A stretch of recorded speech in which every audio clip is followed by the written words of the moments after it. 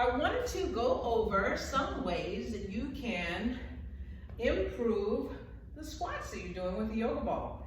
One of my ladies, Pam, hey Pam in Chicago, she sent me a video of her using the yoga ball, just wanted to make sure that her form was correct, and I thought, you know, that's a good idea for everybody else to be able to see as well.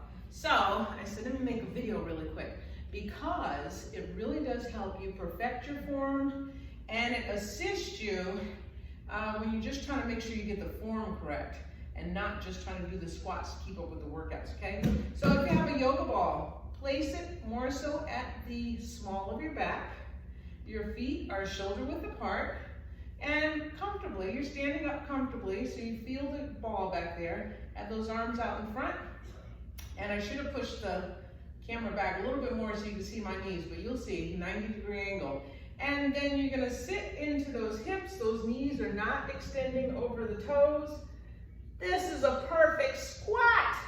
All right, 90 degrees here with the knees in front.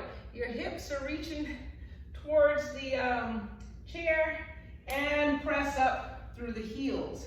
All right, you're gonna feel these muscles work. All right, so lower it down, bring it up. Don't lock those knees, but when you come up, squeeze the butt. Let's lower it down and come up. And the other thing is make sure you're not applying too much pressure on the yoga ball. All right, so you don't want to be squeezing against it and sit into those hips, because you really want to still be able to do this more so on your own. It's there just to provide some support and guidance. All right, so squat it down, hips going towards the wall and up.